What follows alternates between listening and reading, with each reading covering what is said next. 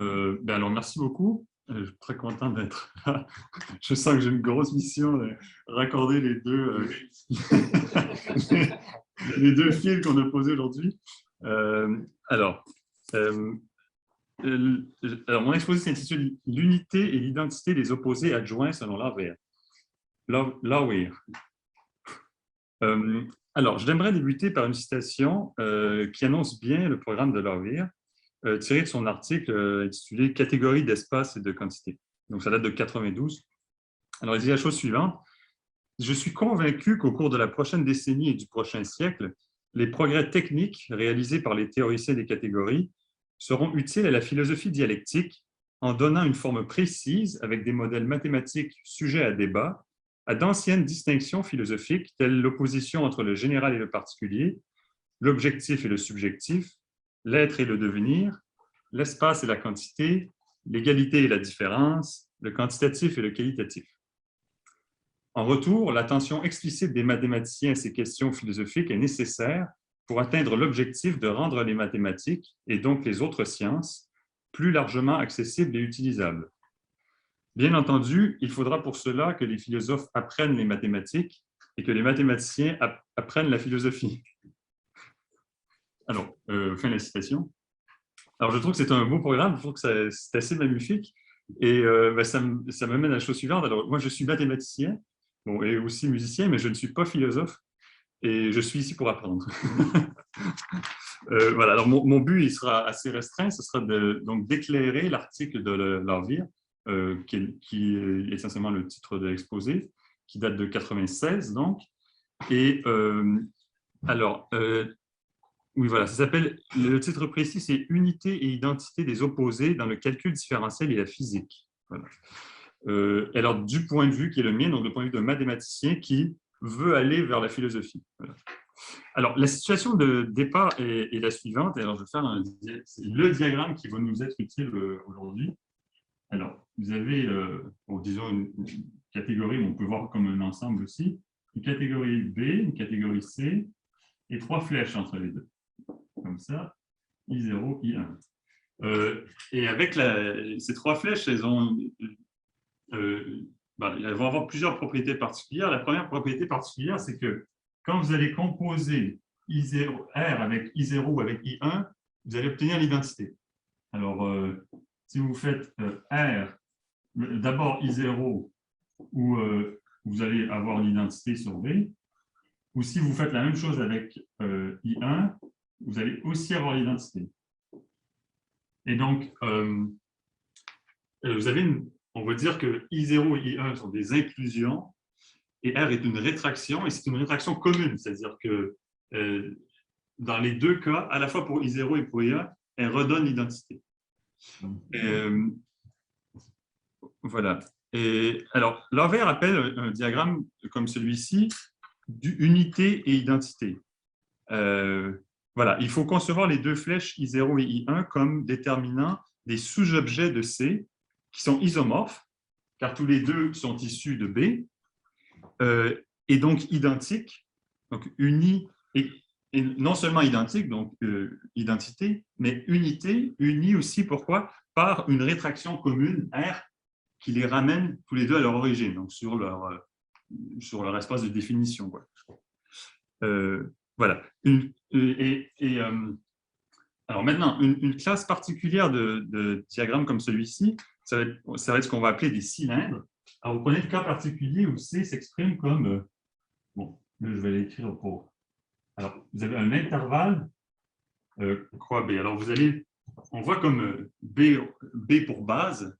Et si vous avez un cylindre, l'intervalle fois la base. Là, on va retrouver quelque chose que Martin a dessiné tout à l'heure. Alors, on peut voir le dessin suivant. Je ne sais pas si vous voyez... quand je dessine ici, c'est bon?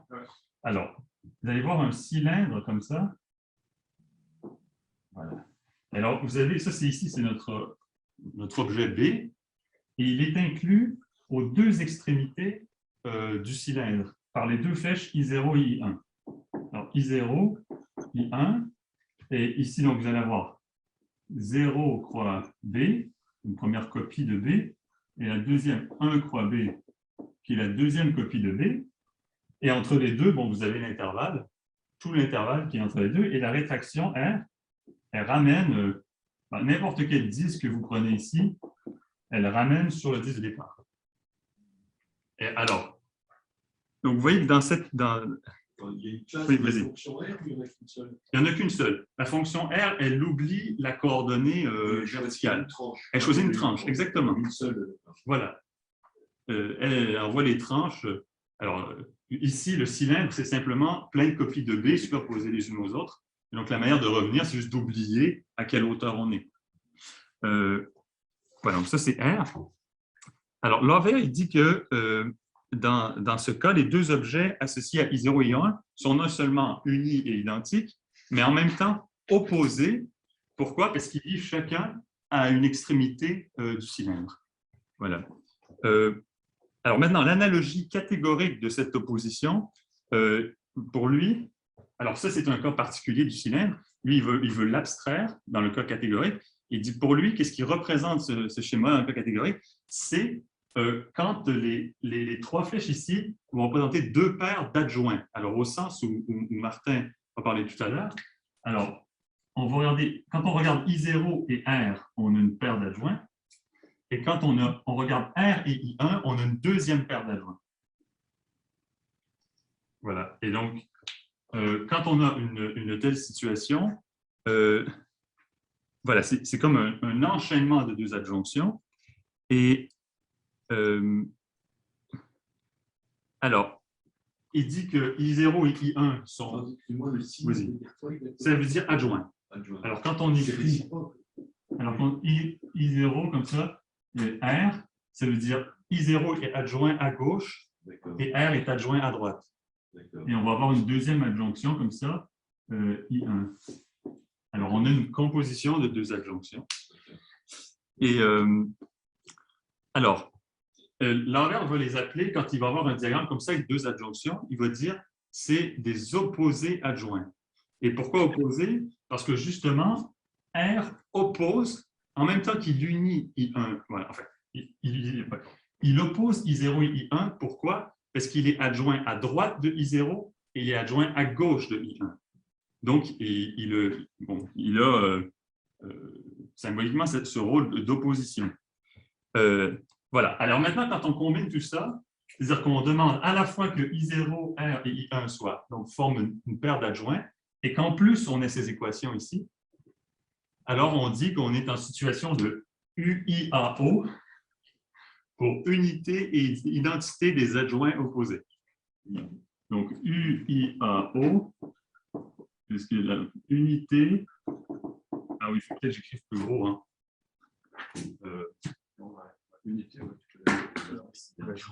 Unité et identité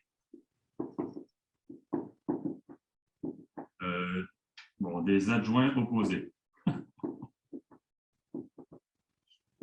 Opposés. Voilà.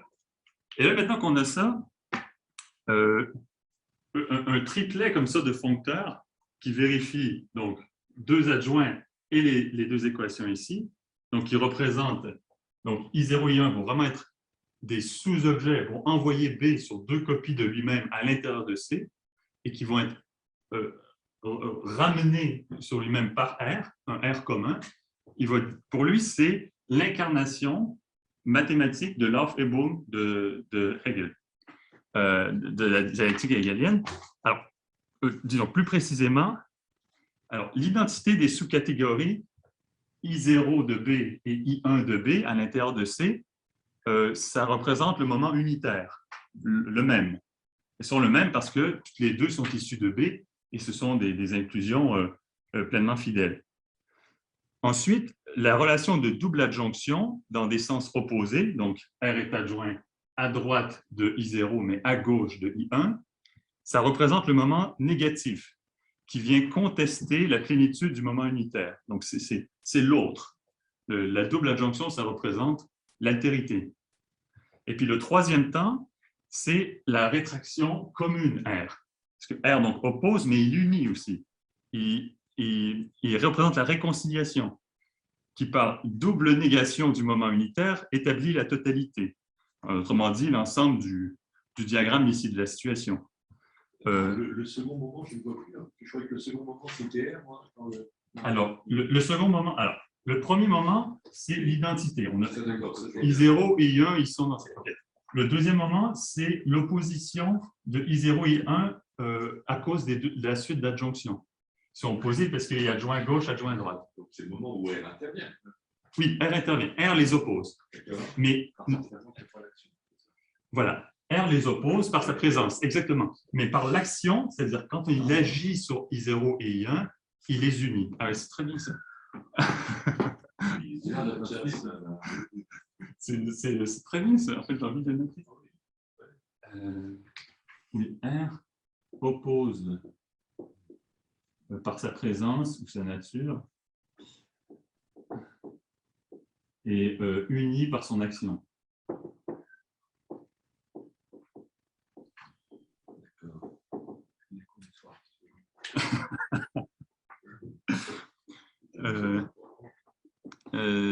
Voilà, donc l'action de R, ça représente donc l'auto-affirmation du même, parce qu'on revient sur B, sur l'identité, qui a cependant, suite à la rencontre avec l'altérité, les deux adjonctions, renoncer à sa particularité pour se présenter comme un tout, c'est-à-dire à travers en étant revenu.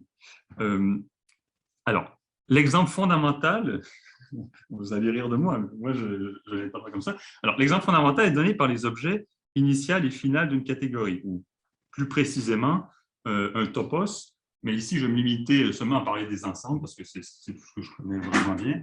Alors, je ne sais pas. Ah oui, on voit bien. Attends, excuse-moi, au terme de l'auto-affirmation, il y a quelque chose qui est gagné ou on est revenu au point de départ? C'est ça qu'il faut poser la même chose.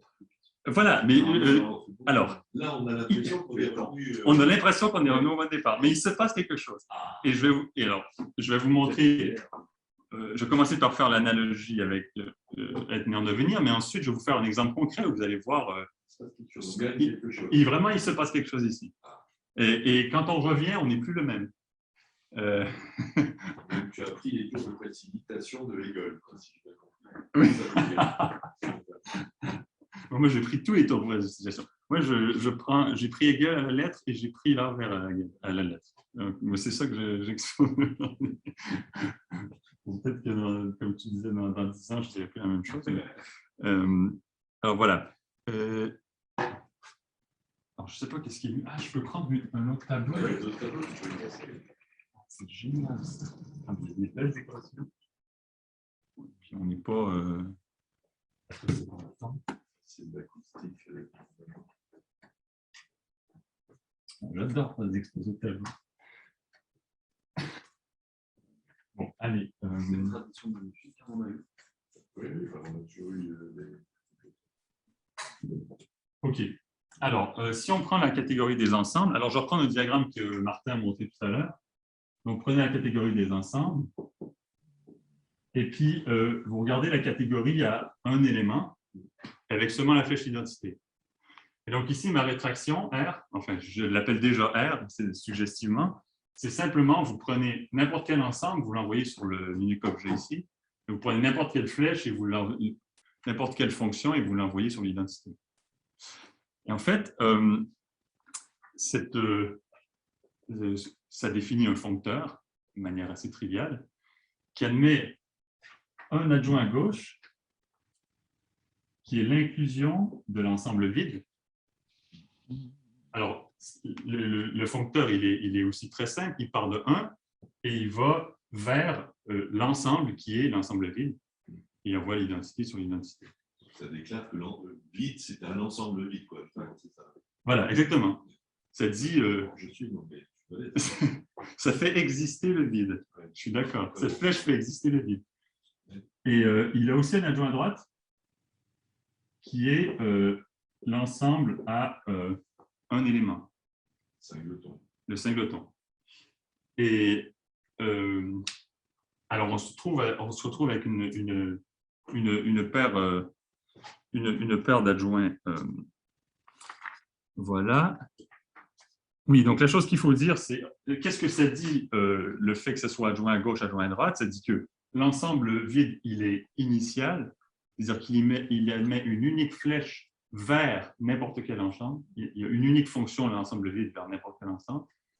Et de dire que ici, c'est un adjoint à droite, ça dit qu'il existe une unique flèche, une unique fonction de n'importe quel ensemble vers l'ensemble à un élément.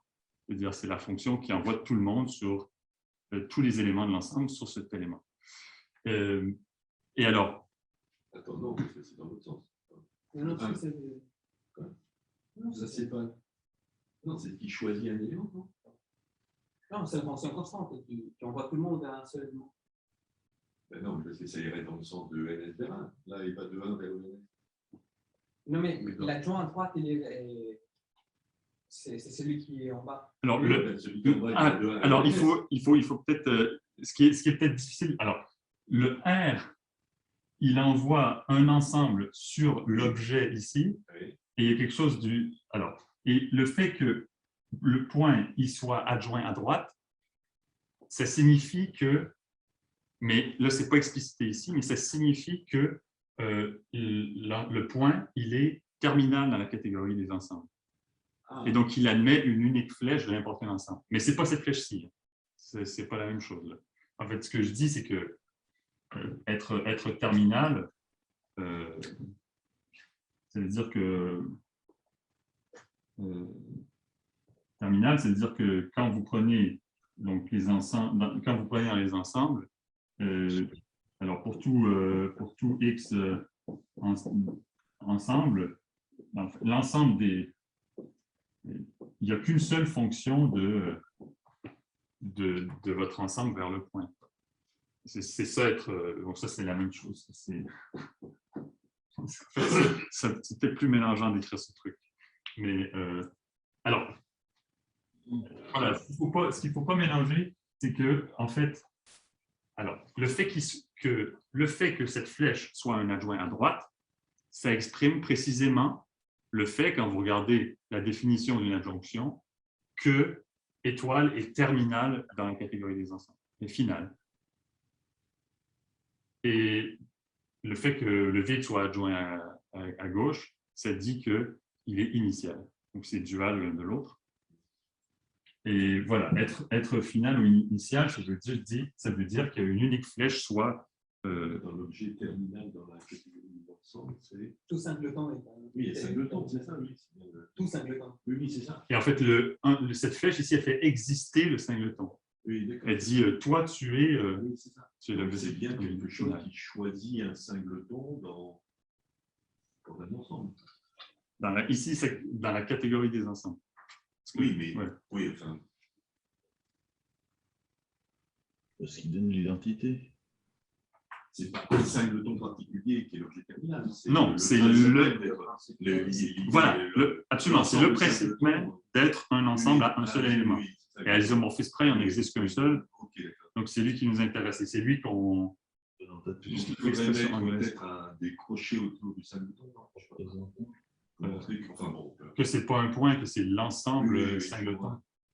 Ah, tu veux dire, ah oui, c'est l'ensemble. Des accolades, quoi. Que c'est un singleton générique. C'est l'idée. Ok, très bien. Oui, et le vide, par convention, on ne fait jamais ça. Donc, très bien. On va dire que tout singleton est unique à unique isomorphisme près. C'est important, ce genre de truc. Voilà, ok, très bien. Donc, on obtient une UIAO, telle qu'on les a dit tout à l'heure, unité et identité des opposés adjoints, des adjoints opposés. Alors, et si on suit l'envers, donc on nomme cette flèche être, pardon, néant, on nomme cette flèche néant. Alors, on nomme cette flèche néant, on nomme cette flèche être, et on nomme R devenir. Une question, mais là, ou alors la situation générale, on la nomme devenir. Cette situation fait exister le néant. Attends. Et l'ensemble, tu l'appelles comment, la situation? Alors, je ne sais pas s'il faut appeler plutôt R ou il faut appeler plutôt L'ensemble. l'ensemble des trois flèches devenir. Je suis un peu ambivalent. Ça naît de l'interaction des trois flèches. Oui, alors il vaut mieux mettre l'ensemble que R. Oui, parce que si vous avez... Ouais, parce que R tout seul, il n'est pas devenir, quoi. Alors voilà, donc devenir, il unit, il identifie et il oppose l'être et le néant, tout à la fois. Voilà, on peut repenser à notre cylindre de tout à l'heure. Bon, je ne sais pas si c'est très utile. Alors, on peut se penser au cylindre et vous imaginez donc le V d'en haut et l'étoile en bas, le singleton en bas. Et ce qui est au milieu, voilà, c'est ce qu'il y a entre, l'être et le néant. Ah, tu veux que je descende? Ah oui, c'est vrai. Ah oui. Ah voilà. Et ce qui est au milieu, c'est ce qu'il y a entre l'être et le néant. Et je repense à cette citation de Hegel. Donc, il n'y a rien qui ne soit un état intermédiaire entre l'être et le néant. Voilà. Donc, cela est bien vrai pour les ensembles qui sont caractérisés par la relation d'appartenance, qui est elle-même déterminée par les fonctions vers les objets initial et final, soit encore par la logique usuelle, c'est-à-dire la logique dans les ensembles. En d'autres mots, l'être et le néant sont les mêmes car ils sont tous deux singletons. Les deux, ils sont désignés par une flèche depuis 1. Ils sont opposés par leur ontologie, l'un est vide, l'autre est 1, et ils donnent par leur rapport dialectique naissance à tout ce qui est, dans la catégorie des ensembles, c'est-à-dire les ensembles et leur logique, qui est donc précisément, enfin, peut-être pas tout à fait précisément, l'objet du livre de Hegel, La science de la logique. Alors, maintenant ta question, Mathias. Mais comment, plus précisément, deux entités statiques peuvent engendrer une entité dynamique, le devenir? Alors, autrement dit, comment la situation du IAO rend-elle compte du procédé dialectique décrit par Hegel? Donc, Laver, il donne un exemple éclairant, celui du calcul différentiel. Et c'est celui-là que je vais essayer d'expliciter. Et pour le coup, on va faire des maths. Donc, à un moment, on va faire une preuve. Bon, mais c'est du calcul différentiel. Donc, en principe, c'est assez élémentaire pour que tout le monde ici comprenne. Et on a... Alors, c'est super. On est parfaitement dans les temps, donc on a le temps de voir. OK, très bien. Alors l'idée de base que Laver fait remonter au manuscrit mathématique de Marx et que la dialectique est à l'œuvre au cœur même du calcul différentiel. Alors, rappelons... qu'est-ce que j'ai fait ça? Tout le haut? Tout le haut? Tu peux mettre à droite, hein, tu peux le tableau. Mais ça, c'est pas nécessairement... Je sais pas si important. Hein. Mais voilà, on va faire comme ça. Allez, rappelons que... Alors, maintenant, prenons une fonction lisse f de R dans R. On va faire des maths. Alors, on prend une fonction lisse de R dans R. Alors, sa différentielle au point x0, c'est défini comment? C'est la limite quand x tend vers x0 de f de... En fait, je devrais mettre x1, f de x1, et c'est pas x0 ici, c'est f6, c'est x0. Et f de x1 moins f de x0 sur x1 moins x0. Et puis, une autre notation, donc on peut tout aussi bien dire, donc si on met delta x égale x1 moins x0, c'est la même chose que demander que delta x tend vers 0, et puis on peut noter subjectivement delta f sur delta x. Voilà. C'est le rapport des taux de variation de f et de x. Alors, en suivant donc, la lecture des exposés de François Nicolas sur les manuscrits mathématiques de Marx, donc on peut interpréter l'opération de différenciation d'une fonction comme un double travail du négatif. Alors, en trois temps. Donc, on part du point x0 où la fonction... Allez, je suis peut-être mieux de faire un dessin. C'est ce que j'ai en tête. Moi, j'ai un point ici x0 et puis ça, c'est f de x0. Alors, j'ai un point... voilà, on part du point x0 où f est identique à elle-même. Elle existe, point. Alors, on commence par nier cette identité par un point x1 différent de x0, où f devient autre, opposé, et dès ce moment, il y a apparition d'une différence. Dès qu'on regarde f au point x1, ben là, un point x1 où f est autre, f de x1, et alors, dès qu'on a posé un autre, il apparaît une différence, f de x1 moins f de x0. Et puis, donc, finalement, quand on calcule la limite, on nie cette négation. C'est-à-dire qu'on fait revenir la différence entre les deux à 0. Mais cette différence, alors, elle n'est pas tautologique, elle va faire apparaître la dérivée parce qu'on va considérer le rapport de delta f sur delta x.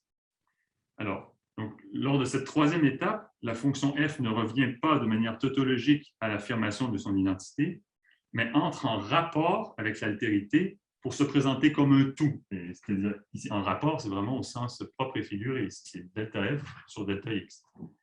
Et donc, l'auto-affirmation du même, c'est-à-dire on fait revenir x1 vers x0, on les fait redevenir la même chose, donne naissance à une nouvelle quantité, la dérivée,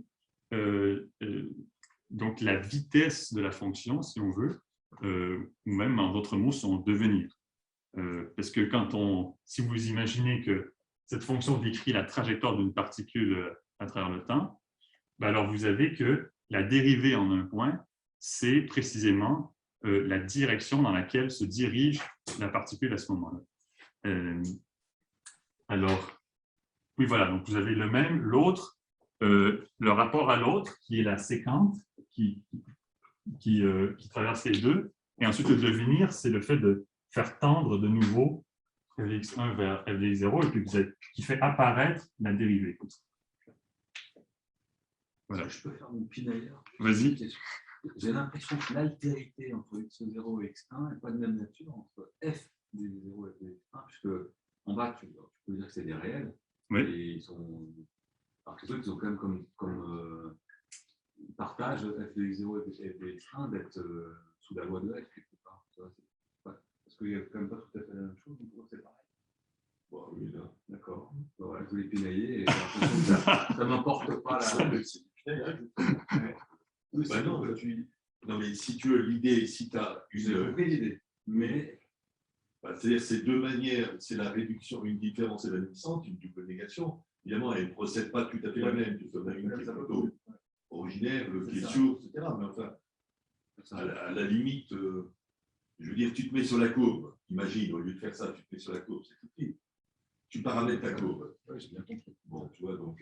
Mais oui, parce qu'en fait, ici, quand j'écris f de x0, je devrais écrire en fait rigoureusement x0, f de x0. Parce que ce point, c'est un point du plan, quoi.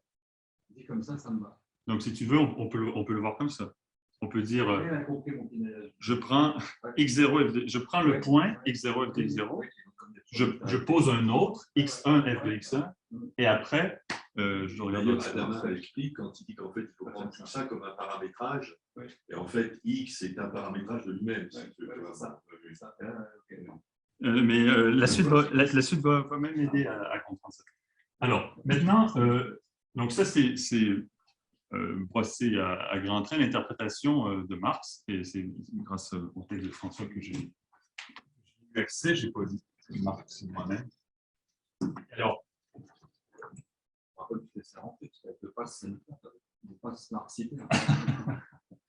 alors, je vais effacer ça, mais on va le redessiner.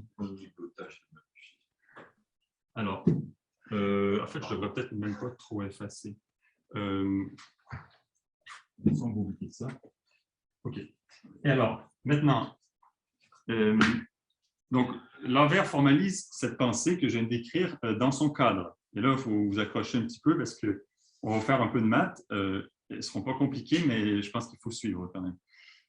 Voilà. Donc, il reformule les enjeux de la manière suivante, qui est vraiment intéressante. Alors, il dit, en supposant les lois de l'algèbre qui sont vraies à la fois pour les quantités constantes et variables, quelle est la donnée supplémentaire nécessaire pour déterminer les dérivées des variables et établir les règles de dérivation? Alors, la réponse, c'est ce qu'il dit, est l'unité et l'identité des opposés qui permet à une seule variable de se séparer en deux variables analogues, puis de se réunir à nouveau plus tard en une seule. Et on va donc expliciter, il donne un exemple explicite, on va faire ensemble, on va retrouver, alors plus précisément, donc, il considère un diagramme de UIAO dans la catégorie des anneaux. Donc, rappelons, donc on va se placer dans la catégorie des anneaux, donc dans la catégorie des anneaux commutatifs, des anneaux. Alors, rappelez-vous que dans un anneau, vous avez une addition, par exemple dans B ou dans C, là, vous avez une addition, on peut faire A plus B, vous avez une multiplication A fois B, et la multiplication est distributive sur l'addition. Donc, si vous avez A fois B plus C, ça vous donne AB plus AC. Et alors, l'addition et la multiplication sont à la fois associatives et commutatives. Alors, on est dans la catégorie des anneaux. Et puis, il y a un inverse pour l'addition et pas pour la multiplication. Absolument. Oui, oui, exactement. Oui, absolument. Il y a un inverse pour l'addition et pas pour la multiplication. Oui, donc on peut écrire A moins B. Ça, c'est possible. Je peux écrire ça A plus B, A moins B. Les deux existent. Voilà. Et maintenant, si vous avez une flèche entre deux anneaux comme ça, disons F, alors vous allez avoir, donc les flèches, c'est des morphismes d'anneaux. C'est pas assez gros. Alors, par définition, ça préserve la structure. Donc, vous allez avoir f de A plus B, c'est la même chose que f de A plus f de B. Et puis f de AB, c'est le produit de f de A et f de B. Alors, chacune des flèches ici, I0, R et I1, est de cette forme. Vous donnez à I0 à manger la somme de deux éléments de B, ben, va vous redonner en sortie la somme de deux éléments de C. Et même chose pour la multiplication, etc. Donc, ces morphismes, vous voyez que la situation de débat, elle est quand même vachement structurée déjà, quoi. On a des anneaux, on a des morphismes, des homomorphismes d'anneaux.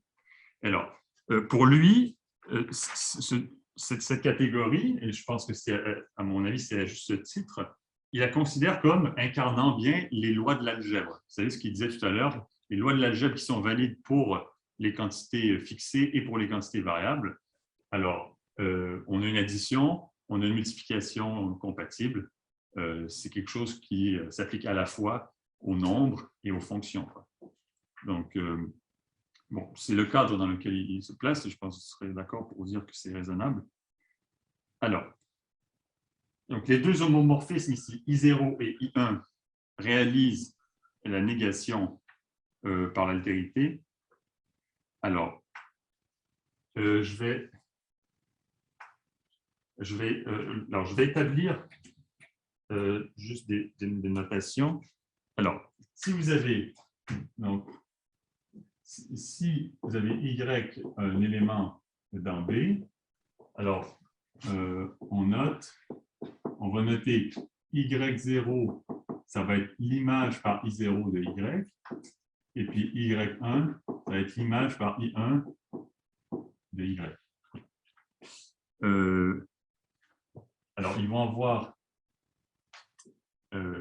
voilà, du moment où vous avez ces deux, alors vous avez un élément Y ici, et I0, I1 le sépare en deux. Et alors, du moment où vous l'avez séparé, vous avez une différence. Alors, on va noter delta Y. C'est quoi? C'est y1 moins y0. Voilà. Et là, on peut le faire parce qu'on est dans un anneau, donc c'est ce qu'on a écrit avant. On est dans C. Oui, on est dans C. Et maintenant, troisième chose, c'est étant donné qu'on a ces deux équations ici qui sont des égalités, étant donné que donc, R rang I0 de Y, c'est égal à R rang I1 de Y, c'est égal à Y. Donc, comme on a l'identité, ils sont ramenés tous les deux sur eux-mêmes, on va voir que si on applique R à delta Y, donc on a R de Y1 moins Y0, alors c'est un homomorphisme d'anneau, donc on peut séparer, on va avoir R de Y1 moins R de Y0, mais ces deux trucs-là, c'est Y, donc ce truc, ça va être 0. Donc R, et ça, on va noter, on note de manière suggestive, delta Y. Le premier, là, je vais t'attendre. R Oui. de I0, Y, Oui. ne Donc, peut pas être égal à Y, hein, je comprends pas. alors, R, Non, parce que tu c'est fou, fais le double. Ah oui, mais donc c'est pas ce qu'il a écrit. c'est rond I1. Bah, je vais peut-être juste R de. Je vais juste écrire R de Y1. En fait. C'est en fait l'envers. Tu mets les trois, non, c'est pas ça, là. Tu dis pas, c'est R de Y1, R de Il y a l'Y. C'est bon? R de Y1 égale R de Y1. Non, tu fais 0. R de Y1, c'est égal à R de Y0, c'est égal à Y. Tu vois le 0. C'est un 0 quand même. Oui, d'accord, ok, bon, ok, c'est d'accord, je comprends. Et Et donc, parce qu'on applique I1, I0 et après on revient avec R. oui. Et ça, c'est dans la donnée de départ. Et donc, ça veut dire que quand on applique R oui, d'accord. Ok. à delta Y Oui, d'où R de delta Y égale 0. égale 0. Et ça, on va le noter, delta Y est envoyé vers 0 par R. Et ça nous rappelle la notation limite, quoi. Ouais, Delta Y tend vers 0, ce qu'on a écrit tout à l'heure. Mais là, c'est purement algébrique, quoi. C'est une flèche qui prend un élément d'un anneau. Il n'y a pas de limite, là, en fait. Non. Oui, c'est ça. La Il y a- flèche, c'est pas l'exposition de point, c'est Absolument. l'opération algébrique. Alors, d'une certaine manière, le morphisme R, il incarne synthétiquement le processus de limite. D'accord, c'est pas con, ça. C'est là où il se passe quelque chose. Ouais. C'est là, et quand on prend R, on prend la limite, quoi. Mais au niveau catégorique, quoi. Au niveau purement synthétique. OK. Et là, maintenant, c'est la partie math. Maintenant, on va faire 3 définitions et 2 propositions. Et On pourrait dire qu'il incarne de manière élémentaire. Je pense que élémentaire a beaucoup à voir avec ça. Élémentaire dans le sens de topos élémentaire? Et dans le sens non, juste de l'adjectif élémentaire. Ah! Oui, tu veux dire que ça incarne l'idée dans ce qu'elle a de plus élémentaire? C'est surtout qu'on se sépare d'une idée d'infini. Oui. La construction ici, elle est Absolument. élémentaire en ce qu'elle est, Oui. elle est faite de briques qui. La transcendance est en quelque sorte. Oui, elle n'apparaît pas. Enfin, elle apparaît sans doute dans la définition des anneaux en jeu, mais, Oui, c'est ça. enfin, les anneaux, ça peut être plein de choses différentes. Et alors, OK. Maintenant, là, c'est la partie un peu plus formelle. Alors, je sors 3 définitions et après, on fait 2 propositions. Et en fait, alors, ce que l'envers dit, c'est avec ce qu'on a établi ici, on peut reprouver les lois du calcul différentiel. Alors là, maintenant, on va s'atteler à retrouver, à partir de cette situation-là, les lois qu'on connaît pour le calcul différentiel. Alors voilà, première définition. Donc, vous prenez un élément x dans B, donc est appelé variable,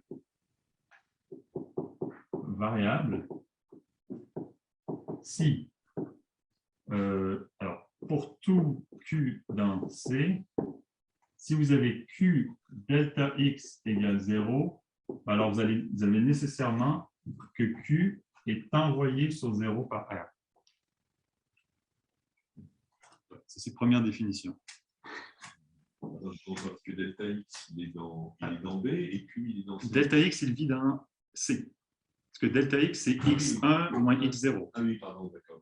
Donc, cette équation, elle vit dans C. Oui, d'accord, ok. Donc, si vous avez cette... Alors, ce qu'on demande pour X, c'est que pour tout Q, ceci implique ceci. Et d'une certaine manière, alors, je ne sais pas si je le vois de la bonne façon, mais moi, je me dis, disons que X, c'est une variable, donc je l'imagine comme une fonction. Et si c'est une fonction, ben alors delta X, ça ne sera jamais 0, quoi. Non. Ah non, donc de demander que pour tout Q, ça soit... Si ça, c'est vrai pour tout Q, alors... Si ça, c'est vrai pour tout Q, alors... enfin, je sais... Ouais, en fait, je ne sais pas comment interpréter ceci comme définition d'une variable.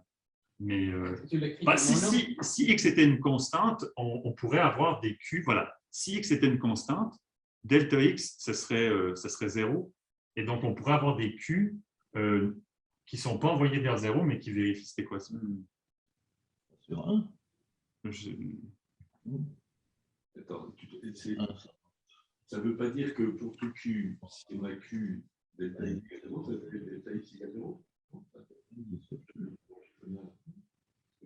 Si pour tout élément de l'anneau C, ouais.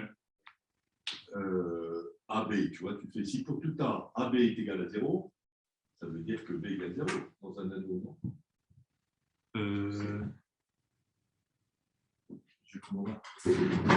Là, tu es dans Q, tu es dans C, pardon, hein, d'accord? Mais Q n'est pas nécessairement inversible. Non, mais peu importe. Mais si dans un anneau, je ne sais pas, si dans un anneau, tu dis pour tout A, dans un anneau AB, avec A et B dans le même anneau égale 0, B égale 0, c'est possible que dans un anneau, un élément multiplié par tous les autres soit pas nul? Oui, il est dans B, l'autre X. Non, B, là, on est dans l'anneau, là. Oui. Tu vois, si tu as deux éléments, là, A, pour tout A qui appartient à ton anneau C, et que tu as ça, ben, tu en tires que... Et que B, évidemment, appartient à C. Non, mais...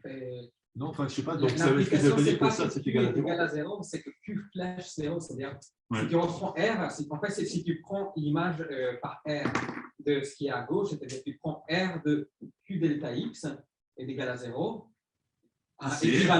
équivalent à, alors par propriété de oui, R. c'est R de Q, c'est pas Q égale 0. Ah. C'est Q est envoyé sur 0 par R. Non, B.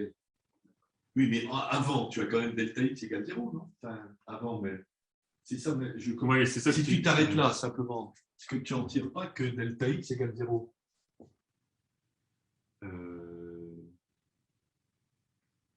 Non.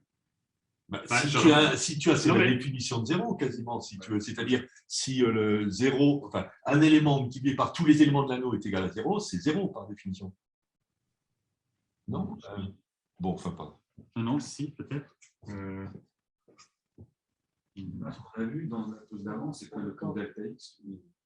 Oui, c'est pour les corps, tu as besoin que ça soit inversé. Là, ce qu'on rajoute, c'est que c'est le Q. Mais comment tu infères ceci, en fait? Tu multiplies par A-1, mais tu ne peux pas multiplier par A-1 ici. Dans un anneau, oui. Là-haut, oui. Si tu dis je fixe A ou B, peu importe, je fixe B, et si je dis que pour tout A dans l'anneau AB égale 0, tu vas bien en inférer que B est égal à 0. Je ne peux pas avoir dans un anneau, me semble-t-il, un élément qui annule tous les éléments par multiplication sans qu'il soit égal à 0. Non, enfin, où prends un anneau nilpotent où tu as une puissance de z sur nz. Ouais. Tu peux avoir un élément qui va annuler tout le monde sans qu'il soit 0. D'accord, c'est moi qui d'accord. D'accord. Oui, c'est les diviseurs de 0. Oui, d'accord, évidemment. C'est les diviseurs de 0. Oui. Donc, je pense qu'il faut, si tu es dans un corps, évidemment, tu peux multiplier par A-1. Non, mais c'est très bien. C'est très bien, parce qu'effectivement, je serais un peu embêté. C'est vrai que tu as des diviseurs de 0. Dans certains anneaux. Oui. Donc, Si ça envoie, ça veut dire que Q envoie sur 0, c'est-à-dire Que R, Oui, ça, on peut l'écrire. Que R envoie Q sur 0. et ce qui veut donc dire, si on reprend ta définition, ça veut dire que Parce qu'on sait déjà que R envoie delta X sur 0. Oui.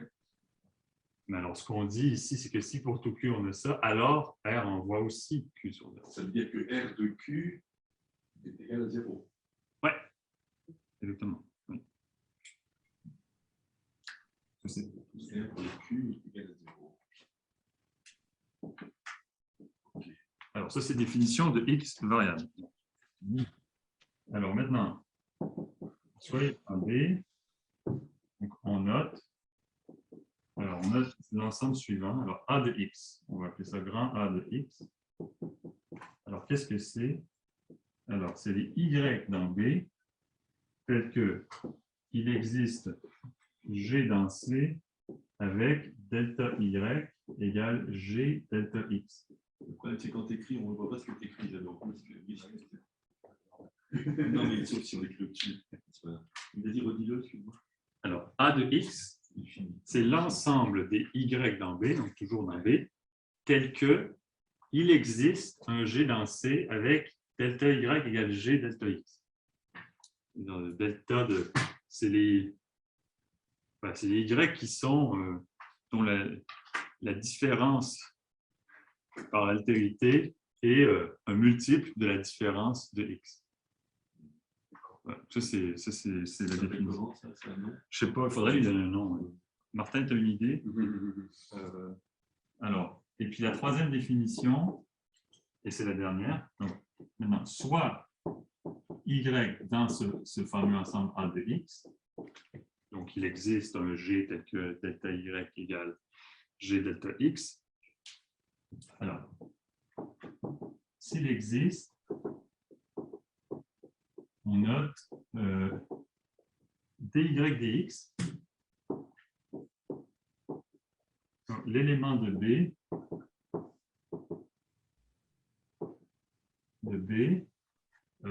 tel que, alors, pour tout G dans C, delta Y égale G de delta X implique que G est envoyé. Ah oui, c'est pas justement les là. Voilà. Okay. C'est pas justement les annihilateurs de delta X. Ah, les Oui. annihilateurs. Oui. Ah, Parce que tu vois bien que là, en fait, c'est l'image. Si tu rétractes, si tu rétractes ça, ton équation Oui. là, tu te retrouves avec 0. ça s'envoie sur 0, ça s'envoie sur 0. Donc, tu dis il existe un G tel que c'est les. C'est la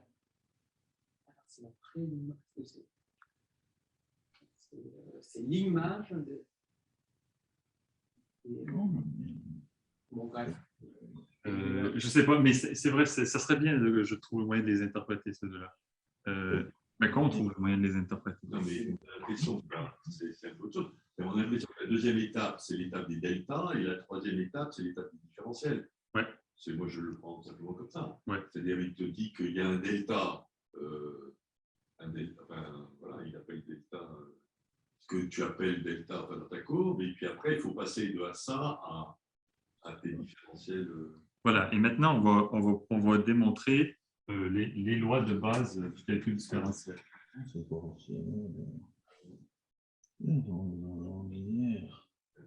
Tu dis?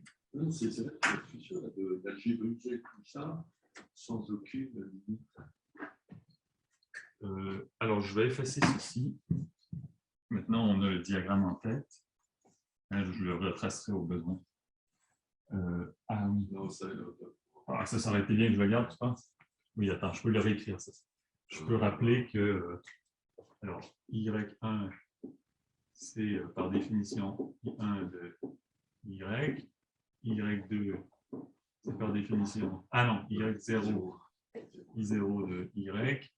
Et puis delta Y, c'est Y1 moins Y0.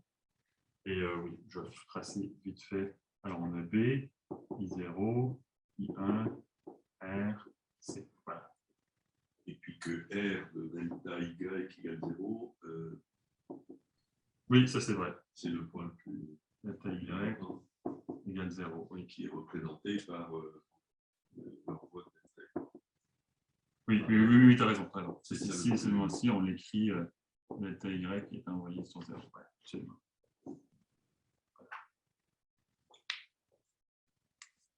OK, et maintenant, on va dériver formellement les lois du calcul différentiel. Alors maintenant, première proposition. Alors, donc soit x dans B une variable, au sens de la définition qui est en haut. Alors on a, la première fois, c'est A de x est un anneau. Un anneau. Ensuite, on a D, l'opérateur D dx est bien défini sur AX. Et puis, 3, vous avez que donc, D de UV, D dx de UV, c'est la même chose que U dV dx plus du dx V. Alors, ça, c'est pour tout UV dans AX. C'est la règle de dérivation en chaîne. Alors, je peux faire bon, la démo du 1, je la laisse.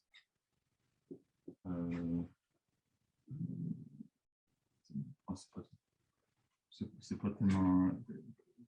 Ça, c'est l'exercice. Ce qui est important pour moi, ça va être de faire d'abord des démos du 2, qui est très simple. Alors, démontrer que D dx est bien défini, ça veut dire qu'il faut montrer que pour tout y dans AX, quand j'ai dit ici, s'il existe, on note blabla, ben, il faut montrer qu'il existe vraiment. Donc, sous l'hypothèse que x est variable, on va montrer que dy dx, il existe, il est bien défini. En fait, ce n'est pas très compliqué. Donc, si x est variable, en fait, c'était déjà... Alors, qu'est-ce qui se passe?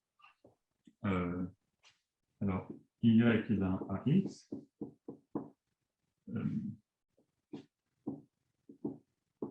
Alors, supposons qu'on a que delta y, c'est un certain G1 de delta x, mais c'est aussi un certain G2 de delta x. Okay. Supposons qu'on en ait deux, quoi. Deux possibles candidats. Alors, si on fait une équation moins l'autre, on obtient quoi? On obtient que G1 moins G2 delta x égale à 0. Mais alors, par définition de x variable, ça veut dire que ce qui multiplie delta x est envoyé sur 0. Donc, ça veut dire que G1 moins G2, c'est envoyé sur 0 par R. Mais alors, ça veut dire, c'est dire la même chose que R de G1 égale R de G2. Et alors maintenant, je sais que eux, ils seront toujours envoyés, tous les tels G, 1, 2, blabla, seront toujours envoyés sur la même chose. Donc maintenant, je dis, bah, cette chose sur laquelle ils sont envoyés, c'est ma dérivée. Oui, d'accord. Voilà, puis quand on prend Y dans A de X, on suppose qu'il existe au moins un tel G. Donc non seulement il existe, mais voilà, il est bien défini. Attends. Dy sur dx, il est sur... C'est sur B. C'est un élément de B. Oui, non, il est bien sur B, d'accord. Oui, ok, d'accord.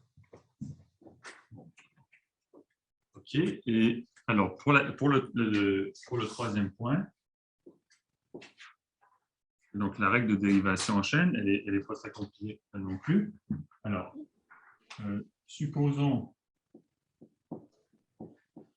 Elles sont dans le papier, les démonstrations, là, ou c'est toi qui dis Si, ça? si, elles sont dans le papier. Mais ça ici, je l'ai explicité, mais D'accord. ouais, elles sont essentiellement dans le papier. Oui. Peut-être que je pourrais l'envoyer aussi, ou j'ai déjà peut-être. Bien sûr, tout le monde, je vais vous envoyer l'exposé oui, et le papier de ça, l'envers. avec votre adresse, on vous enverra le matos.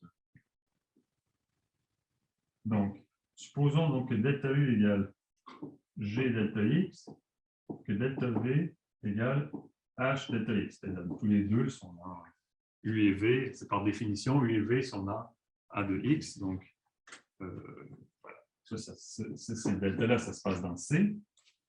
Donc, alors, dans ce cas-là, on a quoi? Alors, ce qu'il nous faut regarder, c'est delta de UV. Et delta de UV, c'est quoi? Donc, c'est U1 V1 moins U0 V0.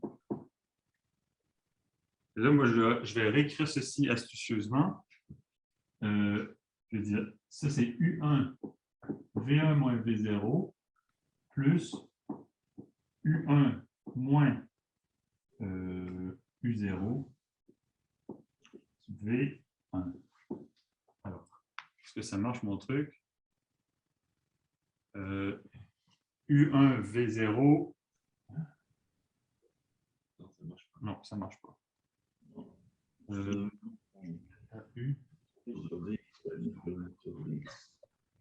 Je me suis trompé, c'est-à-dire c'est U0 ici. Alors, voilà, U0 V1 moins U0 V1, et là ça marche. OK. C'était bien commutatif au départ. Oui. D'accord. Oui. C'est là où on utilise la complétude. Voilà, donc ça, on peut réécrire ça comme ça. Et donc ça, c'est la même chose que U0H plus GV1 fois delta X. Alors, parce que delta V, c'est H delta X, delta U, c'est G delta X. Alors, je remplace, et puis j'isole, et j'obtiens ce truc. Mais en fait, si vous y pensez, quelle est l'action de R sur U0H plus G V1? C'est envoyé sur précisément sur ce qu'on veut. Pourquoi? Parce que R de U0, c'est U. R de H, par définition, c'est dV dx. R de G, c'est du dx. Et R de V1, c'est V. Et donc, en fait, cette expression ici, elle est envoyée par R sur exactement l'expression ici, U dV dx. U dV dx. Voilà. Plus solide, DU, c'est sur des. Est-ce que vous voyez encore ici? Non, hein, je suis rendu trop loin.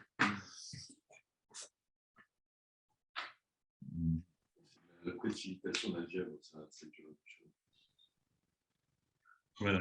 Et donc, est-ce que vous voyez ce qui se passe? Alors, avec les définitions qu'on a posées en haut,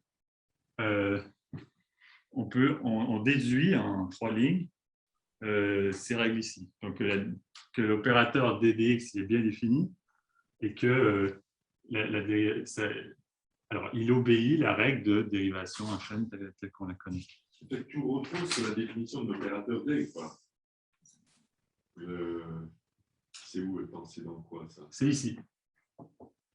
C'est la troisième définition. On définit comme l'unique nombre. C'est ça l'opération clé, en fait. Ouais. Puisque c'est ce qui t'évite de rapporter D à delta. Ouais. Et donc. Et à aucun moment je divise quelque chose, quoi. Je me demande justement, est-ce qu'on peut l'expliciter justement cet opérateur pendant les opérateurs de fermeture dans la situation adjointe, c'est-à-dire comme justement celle des flèches qui sont dans l'unité de tes injonctions, Le comité des adjonctions, c'est justement un des opérateurs construit à partir de. Je pense qu'on peut le faire. Mais bon, Je ne l'ai pas fait, mais c'est toujours la même chose. Ça, c'est toujours à réfléchir. c'est super intéressant ça. Je pense que c'est justement une des unités, c'est la création d'une unité élémentaire, en quelque sorte, dans les situations adjointes. Mais est-ce qu'il n'y a pas l'idée que dy sur dx, c'est une espèce de colimite injective de t delta? J'ai l'impression que c'est une opération comme ça qui fait. C'est-à-dire que. Parce que tu prends tous les G. Le R te ramène, si tu veux, on a l'impression qu'il y a un truc qui est, tu vois, tu as à gauche dy sur dx, et par R, tous les deltas qui varient, delta y sur dx, enfin tous les deltas, au fur et à mesure qu'on bouge le delta, ils sont tous ramenés par R sur le même truc.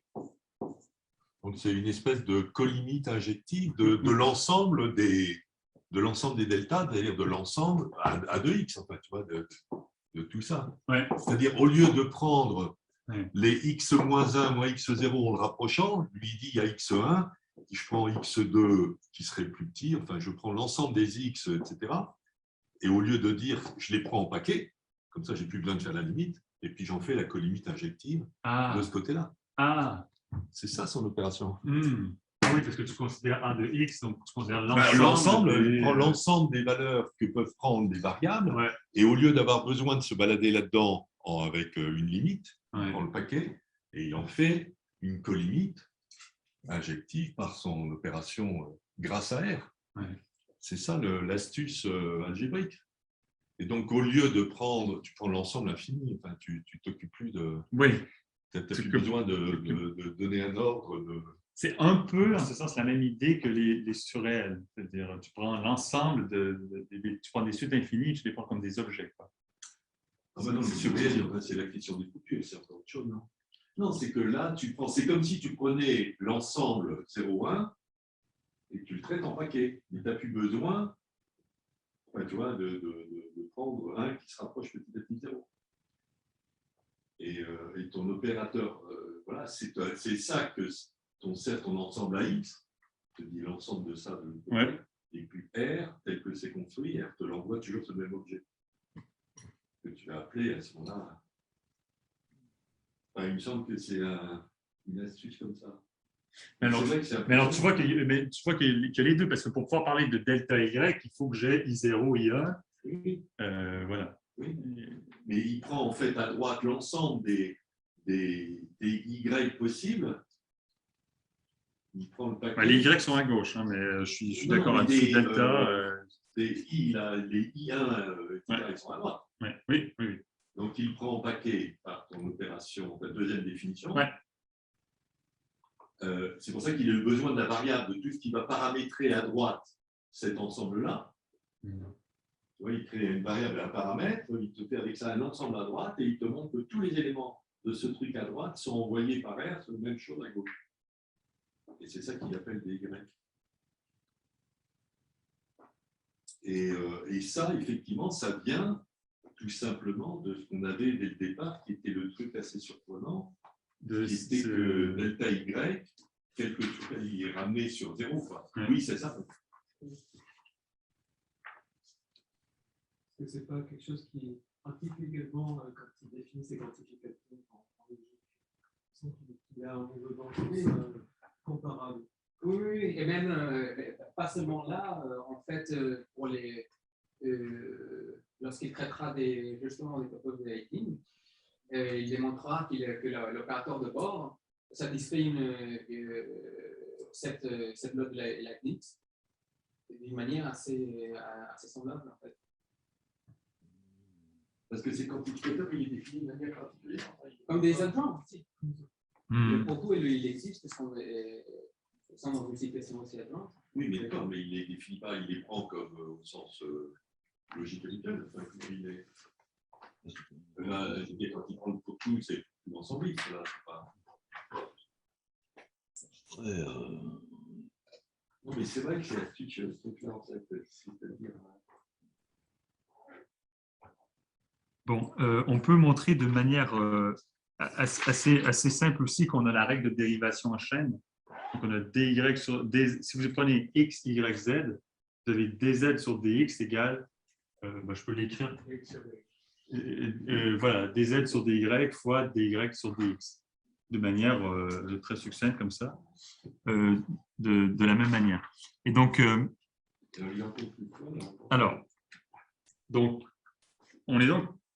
on parvient donc à établir, avec une grande économie de moyens, donc les lois fondamentales du calcul différentiel à partir de considérations purement algébriques.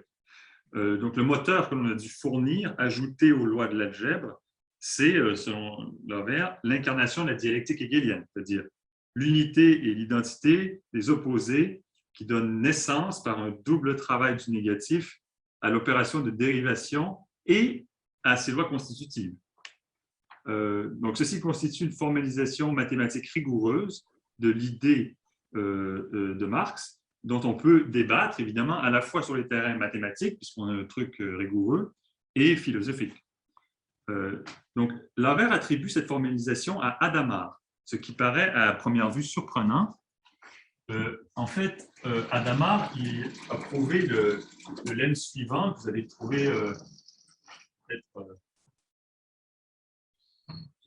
trouvé peut-être banal. Alors, je vais effacer mon bonne définition ici. Ah oui, c'est pas une bonne idée. Alors, donc le lemme de Hadamard, c'est le lemme suivant.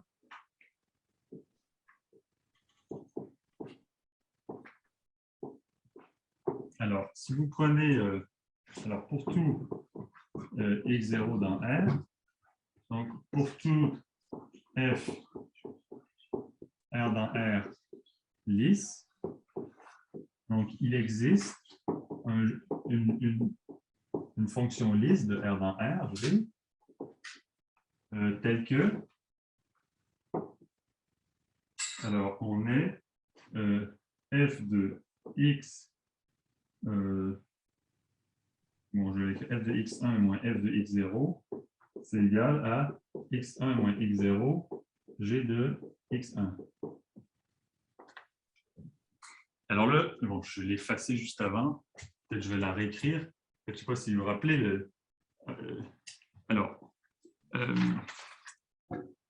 Donc, il serait intéressant de savoir si Hadamard avait en tête Marx ou Hegel au moment de prouver ce lemme.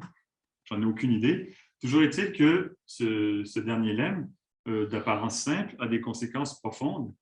Dans le cas qui nous préoccupe, donc on peut prendre, alors, si on prend maintenant B, c'est l'anneau des fonctions lisses sur R, et C, donc vous prenez la situation adjointe suivante, I0, R, I1, et vous prenez C égale les fonctions lisses sur R fois R. Et alors, donc si vous avez F dans B, alors vous prenez les fonctions suivantes, donc F0 donc, de xy, c'est tout simplement f de x, F1 de xy, c'est tout simplement f de y, et R, la fonction R, donc R d'une fonction G, ça va être G précomposé avec la diagonale. Bon, attendez, je vais me retirer pour que vous voyez après. Trop bas. La diagonale, c'est simplement, on envoie un point sur deux fois lui-même. G rond delta. Oui, G rond delta. Donc, je ne sais pas si le rond est...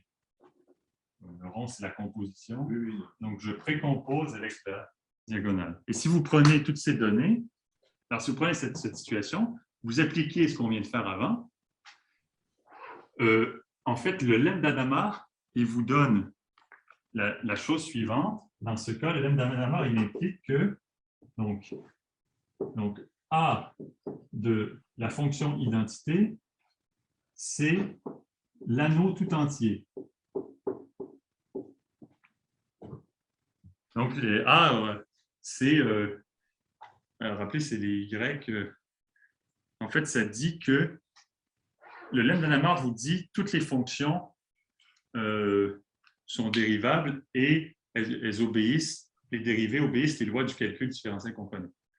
Donc, d'une certaine manière, en fait, le lemme d'Adamard, il dit, il nous redonne le calcul différentiel à partir de ces... Vous prenez les anneaux des fonctions lisses, ces deux anneaux ici, avec les trois flèches que je vous ai données, ça forme un triplet UIAO.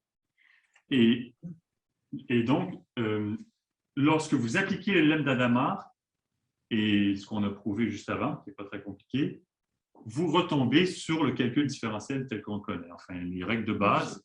Sauf que là, on a introduit des fonctions lisses, donc on a implicitement déjà tout le... Oui. On a tout le truc derrière. Je suis d'accord. Alors que là-bas, on n'avait rien de ça. Voilà, mais donc ça pose tout de suite la question de savoir dans quels autres contextes, donc pour quels autres anneaux, le lemme d'Adamard tient. Oui. Et c'est-à-dire, ça nous donne d'autres anneaux où on peut faire du calcul différentiel. Et en fait, ça donne naissance à ce qu'on appelle la géométrie différentielle synthétique, où on peut définir des opérateurs différentiels dans un cadre où ils ne sont pas nécessairement normalement définis. Et donc, on les définit purement catégoriquement ou purement à l'aide de l'algèbre.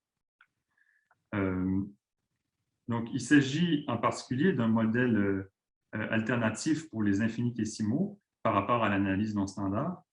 Il permet de parler de géométrie différentielle dans des topos analogues aux topos des ensembles que nous avons étudiés, où la trilogie être, néant, devenir est toujours à l'œuvre. Donc, dans tout topos, on a un schéma du genre être, néant, devenir, comme je vous l'ai montré, mais où la logique n'est plus nécessairement celle que nous connaissons, c'est-à-dire ça va être remplacé par la logique interne du topos considéré. Et voilà, j'ai conclu. Et on a preuve justement que voilà. dans cette dépose, la structure est celle de B18, qui démontre justement que... D'ailleurs, c'est un article d'avant, en fait. Et ça, c'est 96. Ouais. En 91, il montre au moins la règle de Leibniz dans le cadre par accomplissement, en fait. La règle de Leibniz, c'est quoi? Ça, que DND UV est égal à U. Oui, d'accord, la composition de... Exactement, mais pas pour l'opérateur D, mais pour l'opérateur d'or. Tu vois? Voilà. Et on est arrivé à tout ce que je voulais dire, en fait. Voilà.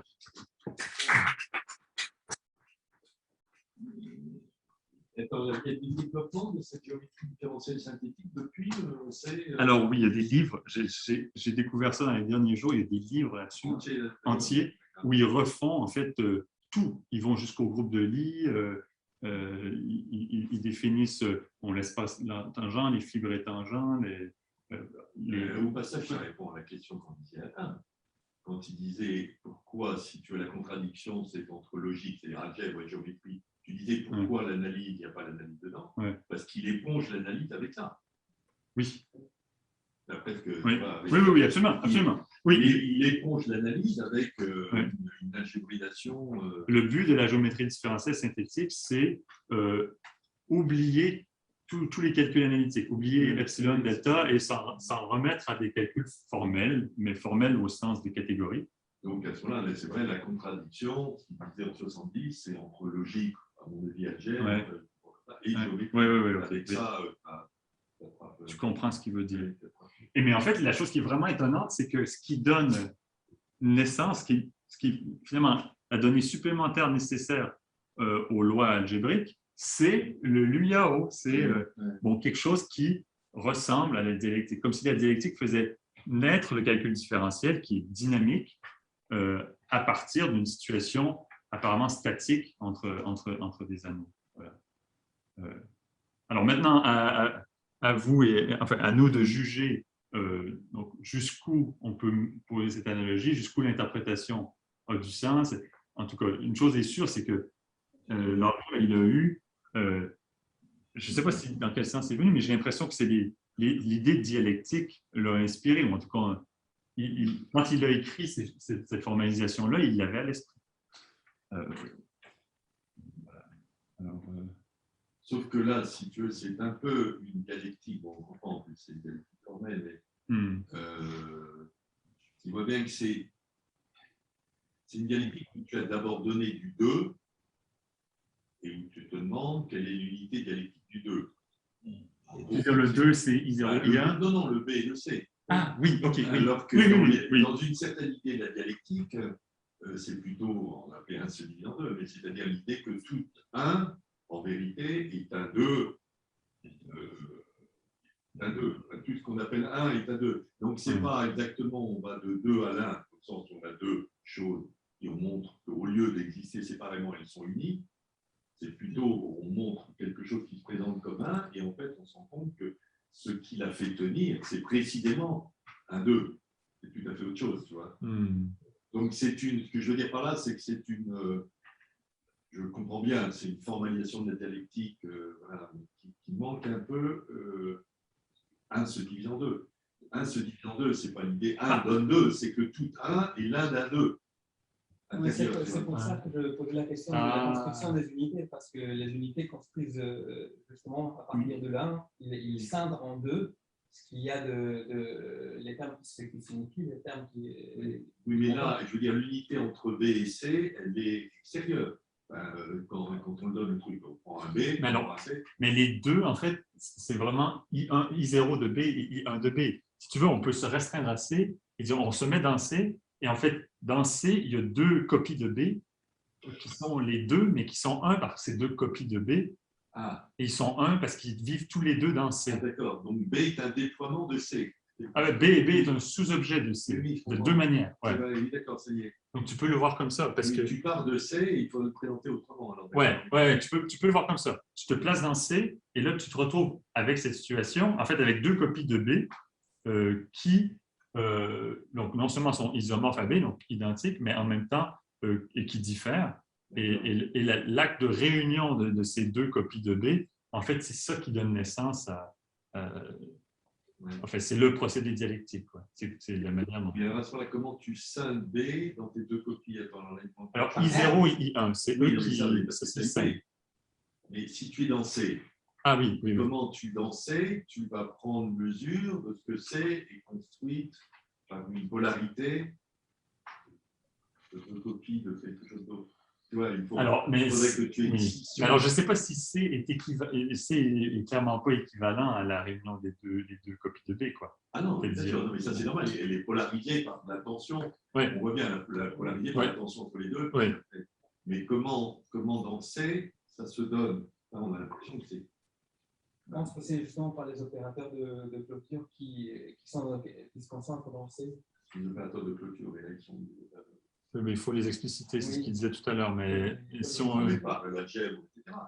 Non, mais tu te rappelles, dans ces situations adjointes, il y avait eta et epsilon. Ah oui. Et il pense que ces eta et epsilon incarnent précisément ces opérateurs de. Et eta et epsilon vivent dans chacune des. De chaque côté, ça c'est vrai. Côté, en fait. Oui, c'est vrai. Ils sont là pour le coup, c'est justement, ils sont internes en quelque sorte, tout en gardant une certaine. C'est eux qui, en fait, différencient, qui distinguent, par exemple, les deux copies de B qu'il va y avoir en C. Mais, et les opérateurs, epsilon et eta, sont immanents à C. Tu n'as plus là. AB ou AC, c'est-à-dire qu'il y a un et l'autre, mais ici, comme il y a des triplés de là-dedans, il y en aura deux. Non, mais là, exactement. On aura deux de chaque côté. Oui, donc là, tu aurais effectivement toute unité est elle-même scindée, polarisée par les opérateurs epsilon, eta. Oui, d'accord. Oui, exact. Bon, ça, c'est pas très clair. Non, c'est pas clair encore. Ça vaudrait la peine de l'écrire. Oui. Non, mais c'est super intéressant. Non, je trouve aussi. Oui. Ah oui. Et voilà, je pense que personnellement, ce qui me manque, c'est un peu plus une connaissance plus approfondie de la dialectique elle-même, c'est-à-dire pour être capable de voir si cette analogie tient la route du point de vue philosophique. Quoi. Oui. Est-ce que vous avez lu le texte d'Alain Badiou sur le calcul différentiel sur Abraham Robinson? Non, je n'ai pas lu. Les cahiers pour l'analyse. Ok, ouais, super. Je ne sais pas s'il a écrit ça à l'époque de théorie du sujet. Ah non, c'était d'avant. Théorie du sujet, c'est 82, ça c'est les textes de cahiers pour l'analyse, c'est avant 68. Ça, donc, 66. Mais alors ici, ça c'est aussi très important, c'est un truc que j'ai réalisé, c'est que la géométrie différentielle synthétique, c'est vraiment pas la même chose que l'analyse non standard. Ah oui, ouais, ça évidemment. Il y a quelque chose d'analogue, mais c'est pas la même chose. Par contre, il y a un point avec théorie du sujet, c'est le sujet clivant. Le clivage de deux polarités. Par exemple, dans la théorie du sujet, il y a la formalisation d'un pôle algébrique et d'un pôle topologique pour formaliser la confrontation entre Marx et Lacan. C'est chez Badiou, ça? Oui, non, mais là, c'est autre chose. C'est dans la théorie du sujet. Donc là, c'est un peu le cycle chez Badiou. Il termine la dialectique hegelienne. Après, il passe à autre chose. Et là, c'est la contradiction entre la place et la forme, mais c'est une contradiction du point du sujet. Et il y a une contradiction entre quelque chose qui est plutôt de l'ordre de la place, qui est algébrique, et quelque chose de la force qui est plus dynamique, qui est de la topologie. Donc là, c'est une contradiction interne du sujet en tant qu'il est à la fois en manque et en excès par rapport à une place. C'est un peu autre chose. Là, peut-être une remarque bibliographique qui vient. L'Orvire s'intéresse à cette question de différenciation synthétique avant 70. Oui, parce que c'est à partir de cette. Oui, mais l'idée en soi. Il l'avait déjà annoncé, hein? Oui. Mais attends, c'est lui qui l'invente, la géométrie différentielle synthétique. Je crois, oui. Bah alors, je crois que ça venait. Mais ça venait d'avant. Ça venait justement de son désir de donner une fondation à la physique, mais la fondation à nouveau pas comme justification au point de départ, mais comme ce qu'il y a d'universel en quelque sorte. L'expression existait avant 70? Si je ne me trompe pas, je suis presque. Moi, je suis super intéressé, mais j'ai presque pas lu sur la géométrie différentielle synthétique. Oui, il y avait une question là. C'est ça. Il y a plusieurs textes qui me ramènent sur une question que je voulais aborder aujourd'hui. Celui de la géométrie différentielle synthétique, je crois que Lavendum était un expert dans ce domaine, et Lavendum a écrit un ouvrage qui s'appelle Le sujet, où il parle de Lacan, justement. Il essaie de ramener tout un chapitre des concepts de Topos et un sous-chapitre, enfin plutôt la troisième partie des concepts de Topos, et un chapitre entier consacré à la jonction profonde. C'est de qui? C'est personne de Lavendum. Ah oui, je vois le belge. Lavendum, tout ça? Lavendum. Ah, Lavendum, oh oui. Donc, il a écrit tout un ouvrage sur la géométrie différentielle également, mais je ne le connais pas. Ah, ouais. Et alors, ce qui m'a frappé, en fait, c'est le point que je voulais soumettre à votre réflexion. C'est chez Lacan, il y a une structure en mathème qui s'appelle la formule des discours. Et ce qui me frappe, c'est qu'il y a une plus grande proximité entre cette formule et la jonction fonctionnelle. Il faut le montrer au tableau. Sachant que cette adjonction fonctionnelle chez l'Aubire, par exemple, elle va être utilisée pour adjoindre syntaxe et sémantique, notamment. Elle va être très importante pour la possibilité. Donc, ce que je voulais proposer, en fait, c'est d'interroger une éventuelle proximité entre la formule académique des discours. Je pourrais montrer le schématisme qui est constitué par 5 flèches. Bien sûr, bien sûr. Et c'est bien ça, c'est pour ça, c'est bien en 67, donc Categorical Dynamics, cette idée est née. Oui, on peut tester. Hein. Je l'indique. Simplement, c'est peut-être quelque chose qui est un petit peu à côté de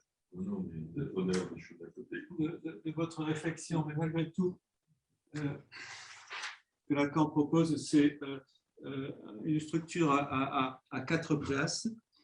Il va appeler la vérité une place qui me fait beaucoup penser à l'objet initial, ce que vous avez évoqué.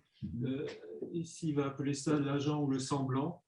ici la production, le travail, et excusez-moi, ici la jouissance, et ici la production. Bon, il va rajouter Juste en bas à gauche, c'était. la vérité qui n'en. Bon. Et en fait, où se trouverait l'adjonction à ce moment-là? Personnellement, je la verrais comme une adjonction entre deux catégories qui seraient quelque chose qui serait ici et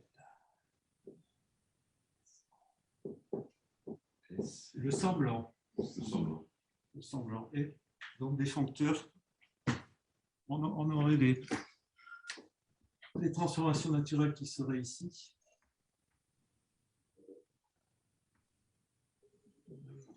Je pense que c'est ça.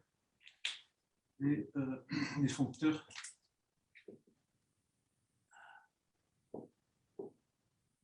je vais s'assurer de ce que je suis en train de raconter, mais il faudrait préciser ça. Mais en gros, on aurait les variants, comme ça. Les trios de flèches, c'est deux trios qui sont dans le diagramme là, c'est ça? Donc, on aurait des transformations naturelles comme ça en haut et des foncteurs qui feraient passage. Bon. Et les autres seraient des foncteurs. Oui. Et avec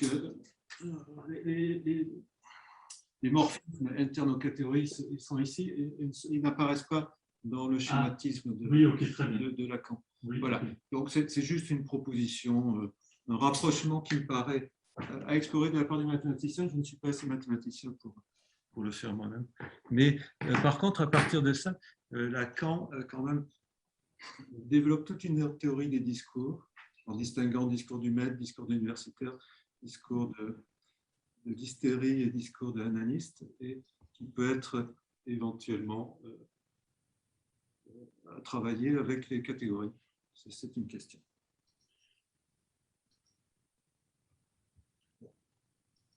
Ça veut dire qu'il se poserait chacun de ces discours comme des configurations particulières d'adjonction. En fait, il a proposé de faire tourner cette structure sous forme d'une ronde de discours en faisant déplacer des termes qu'il appelle sujet divisé, signifiant maître, savoir et objet petit a, selon l'algèbre lacanienne, puisque c'est le terme qu'il utilise, l'algèbre lacanienne. Et à ce moment-là, il va faire jouer ça sous forme d'une structure plus compliquée, dont la structure de base, ce serait celle-ci, mais qui pourrait avoir une espèce de rotation qui fait tourner les termes de son algèbre sur les places de sa structure de base. Comme si tu avais différentes interprétations de la même structure, si tu veux, dans une classe de 4 signifiants importants, tu es d'accord? Oui, mais ça se joue sur le symbolique. Ça se joue sur le symbolique. Il y aurait une même structure fondamentale et qu'après, tout dépend de ce qu'il y a dans chacune des places, selon cette fois quelque chose qui serait presque une sémantique de ce schéma-là, de cette syntaxe. Ah. Je veux dire, c'était une interprétation assez simple, en tout cas, de la structure de base, c'est de voir la syntaxe à ce niveau-ci et la sémantique à ce niveau-ci. L'aspect syntaxique et l'aspect sémantique. Oui, mais sur ce dans le discours de Lacan, c'est pas, puisque on met un nom différent, les 4 signifiants, c'est, je ne sais plus, il suffit de diviser, etc.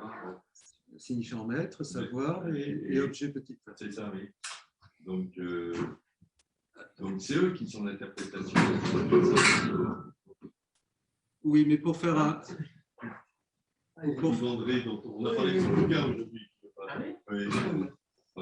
Oui, dans l'orthodoxie lacanienne, effectivement, c'est selon la théorie lacanienne, effectivement, c'est eux qui permettent d'interpréter immédiatement la structure. Mais pour faire un rapprochement avec des considérations logico-sémantiques, enfin, ou syntactico-sémantiques, c'est un rapprochement très raccourci, bien sûr, sur lequel il ne faut pas s'arrêter, juste pour faciliter les liens. Les passages. C'est intéressant. Voilà.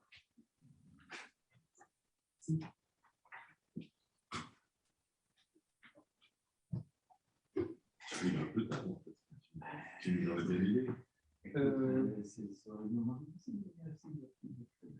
J'ai une question. Est-ce que vous m'entendez? On passe à la table ronde, on fait une petite table ronde, non? Une question. Oui, question? Oui, la question est la suivante, c'est est-ce que cette présentation de l'UIAO, de l'UI et de l'UIAO, qui est faite de façon algébrique, disons, Oui. Est-ce qu'il n'y a pas, en fait c'est une proposition aussi, il n'y a pas une présentation géométrique très simple pour expliquer cette structure. Et cette présentation géométrique, cette figuration, c'est tout simplement le ruban de Möbius dans lequel il y a, donc vous savez ce que c'est que le ruban de Möbius, c'est un rectangle dans lequel on fait une rotation de pi et on referme le ruban.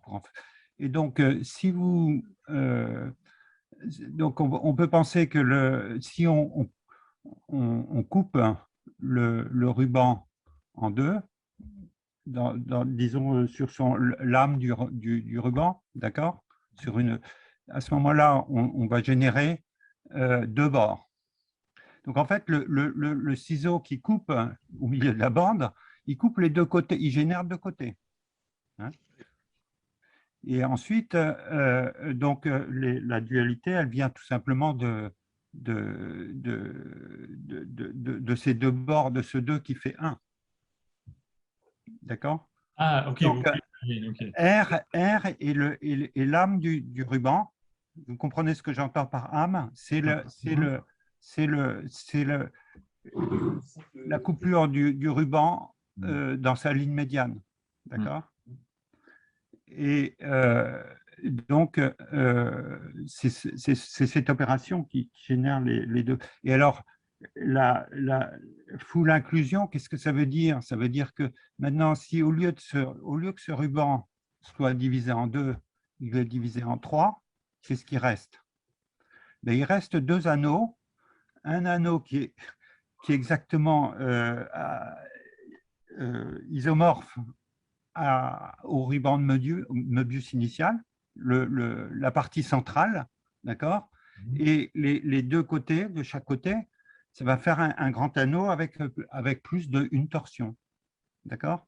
Et donc, il y a une variation. Alors, ce que j'interprète comme full inclusion, c'est que c'est le ruban dans sa totalité, c'est-à-dire c'est une surface, d'accord? C'est une surface. Et il y a, quand vous faites un tour autour du ruban de Möbius, vous avez bien l'opposition, puisque vous vous trouvez avec une flèche qui pointe dans une direction, ensuite qui pointe dans l'autre, d'accord? Mais en même temps, vous avez, si vous colorez les deux faces de manière différente, vous avez une discontinuité. D'accord? Et en fait, toutes ces opérations dont il est question, tout ce formalisme dans le papier de Louir, je l'ai lu. En fait, je me suis surtout intéressé à la partie, à la deuxième section qui parle des forces de Van der Waals. Mais en fait, finalement, la structure sous-jacente, c'est un tétraèdre. Ce n'est rien d'autre qu'un tétraèdre. Et les oppositions, donc dans l'UIAO, ce sont les deux bords, deux bords qui sont disjoints dans le tétraèdre et qui sont en fait orthogonaux si le tétraèdre est régulier. D'accord? Oui. Et donc, en fait, on arrive à comprendre de façon extrêmement simple, géométriquement, toute cette description. C'est la manière dont moi, une des manières dont je vois la chose. Et ensuite, d'ailleurs, dans la personne précédente qui a dessiné un carré avec deux croix dedans, eh ben, en fait, ce sont les sillage d'un tétraèdre. Oui, je suis tout à fait d'accord. Lacan le présente comme un tétraèdre. Et donc, en fait, et par derrière, ça va faire plaisir à Mamufi, il y a par derrière la structure borroméenne. Je suis tout à fait d'accord, je l'ai démontré dans un texte personnellement. Alors maintenant, la division, la représentation de 2 points par 1 point, bon, ben, 2 points, c'est typiquement un edge par exemple dans un polyèdre. Hein, il est formé par 2 points, mais c'est aussi en même temps une relation entre 2 faces, l'intersection de 2 faces. D'accord? Et la rectification de ce polyèdre, ça sera justement le point, ça sera ce C. D'accord? B étant les 2 points, les 2 vertex qui définissent un bord, pardon, je dis edge, c'est bord, enfin c'est la même chose. Et le point, c'est la rectification de cet edge. Et les 2 points, on peut diviser ce edge en 2 points, et ça, c'est la troncation, tout simplement. D'accord? Et donc, en fait, on a directement, c'est une autre manière de voir les choses, hein, en termes de restriction, de rétraction, disons. Alors là, c'est des termes qu'on n'utilise pas en géométrie, mais enfin, je ne suis pas sûr. Mais bon, par exemple, la rectification, je l'assimile à cette fameuse rétraction. Et ensuite, il y a des diagrammes entre ces différentes structures. Et c'est comme ça qu'on arrive au groupoïde. Ok. J'ai une petite question pour toi. Pour moi. Donc là, c'était François via le fond qui Merci François. Et je ferai un lien. Alors, le WIR fait un lien direct avec la physique. Moi, je peux en faire un autre aussi, d'une certaine manière. Alors, ça, c'est dans mon domaine qui est l'interférométrie. En fait, par derrière, il y a le nombre complexe. Hein. Et ce vide qui structure, c'est en fait quand vous coupez, c'est le trait de ciseau qui coupe le ruban de Möbius. Quand vous le coupez en le séparant en 2, en fait, vous ne le séparez pas puisque simplement vous agrandissez le cercle. Si vous dépliez, vous agrandissez le cercle et vous rajoutez des torsions. D'accord? Et en fait, c'est un vide, c'est un abstrait, ce trait qui est tracé au milieu du ruban de Möbius. C'est complètement abstrait. Moi, je l'associe à un type, et c'est du vide, c'est purement du vide. Et quand on raisonne en contexte de composantes de Fourier, ben en fait, c'est le point central dans l'espace de Fourier. D'accord? Et en interférométrie, les techniques d'interférométrie, bon, bah, par exemple, peut-être que vous connaissez un petit peu le principe de l'imagerie médicale qu'on appelle l'IRM. Donc, les observables sont les composantes de Fourier. Et il y a un point, il y a un vide au centre de l'espace de Fourier. D'accord? Bon, je crois qu'il faudra, François, qu'on en reparle dans Magnifique. Non, mais c'était simplement pour donner un exemple d'application, parce qu'il y a toujours ce parallèle entre, c'est ça qui m'intéresse beaucoup en fait, ce parallèle entre représenter mathématiquement ou géométriquement ou enfin bon, c'est représenter des concepts, donc in fine au travers de diagrammes, et d'en faire le parallèle avec ce qu'on pratique en physique, par exemple. Et donc là, il y avait l'espace des phases avec cette coexistence d'un liquide et d'un gaz, d'accord? Qu'est-ce que c'est que la sublimation? On passe du solide, on a en même temps le solide et la vapeur, d'accord? Et un gaz, pardon. Et donc, là, je fais un autre parallèle qui est dans un autre domaine, bien sûr, mais c'est pas sous-jacent, on a toujours les mêmes idées. Martin, tu avais une question? Oui, j'ai une question. J'essaie de repérer, en fait, dans l'exemple du calcul différentiel, où exactement on utilise le fait que, je vois très bien, il faut qu'il y ait I0 et I1, mais pourquoi il ne serait pas 2 adjoints à gauche et 2 adjoints à droite? C'est-à-dire, s'ils sont 2 adjoints à gauche, ok, très bien, ils sont isomorphes, parce qu'ils sont dans une situation adjointe, donc forcément, mais être isomorphe dans ce cadre-là, ça ne veut pas dire être identique. Donc, on peut très bien, par exemple, définir delta y comme y1 moins y0, sans que forcément ça ça annule l'opération de levier. En fait, j'essaie de comprendre pourquoi adjoint à gauche et adjoint à droite. Pourquoi pas deux adjoints à gauche de R? Mais alors, on est d'accord qu'on considère B et C comme des catégories à un objet, Oui, dont les morphismes sont les éléments de l'anneau. oui. OK. Et alors, qu'est-ce que ça veut dire pour I0 et I1 d'être adjoints à gauche et à droite?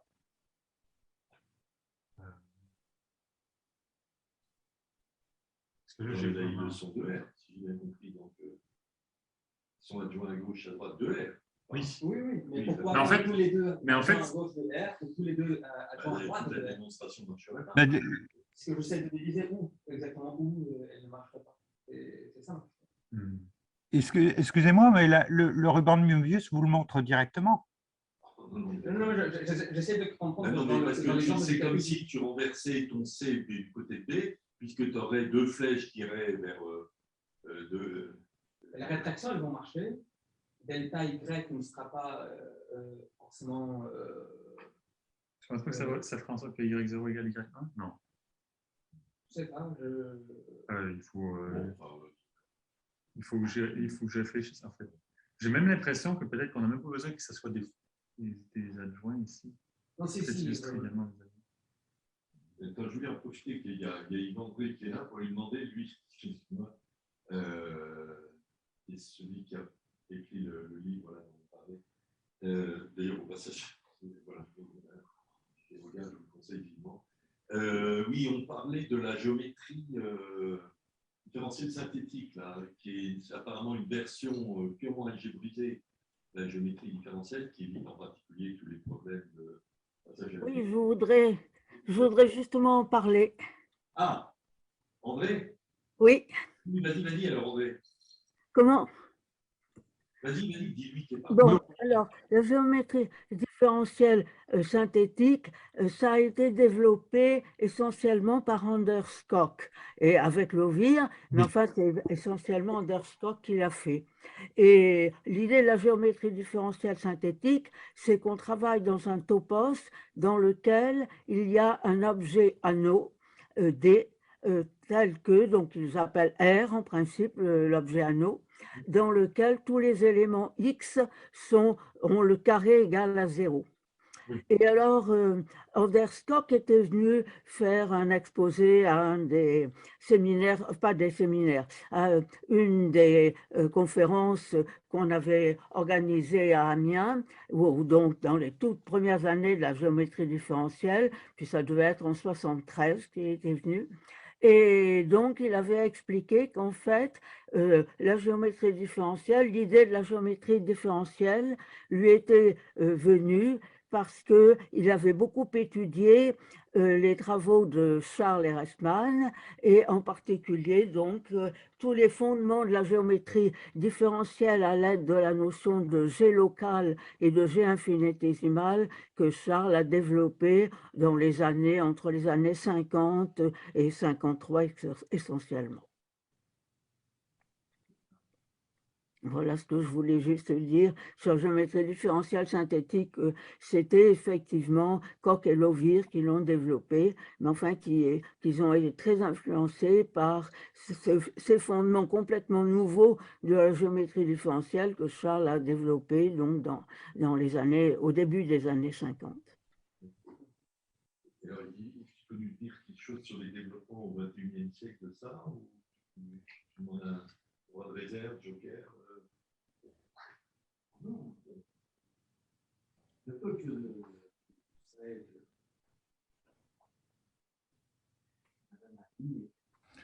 J'ai une question. Je peux poser une question? Un instant, Yvan André parle, il peut-être pas assez fort, mais… Non, j'ai fini. Donc, ma question d'ailleurs, elle est reliée à la…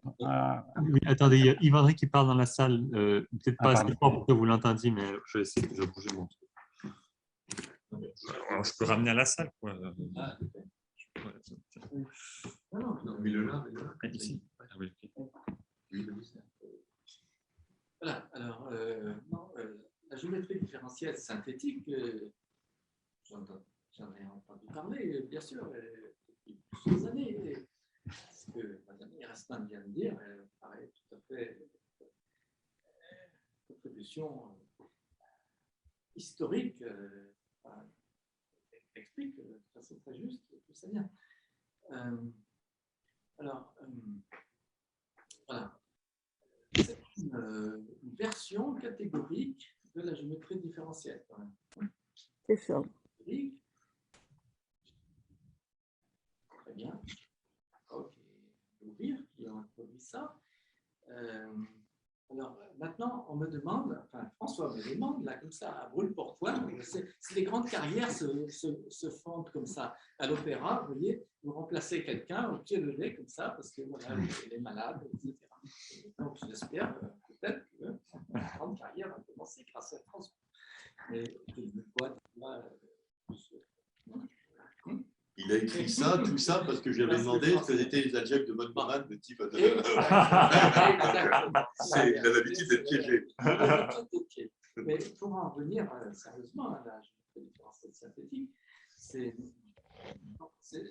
intéressant de voir une nouvelle version, une nouvelle vision très catégorique de la géométrie différentielle. Ceci dit, la géométrie différentielle, quand même, la question qui se pose, c'est quelle est la distance entre cette nouvelle vision qui propose des concepts de base, etc. Des concepts de base,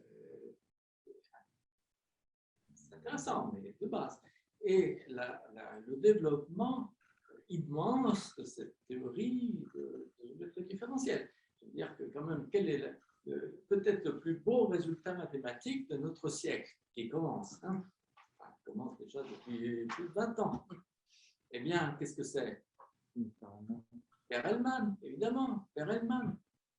C'est quoi la conjecture de Poincaré? La classification de, on ne peut pas prouver catégoriquement. La classification de tous les formes en dimension 3. C'est une chose absolument merveilleuse, c'est une chose absolument fantastique.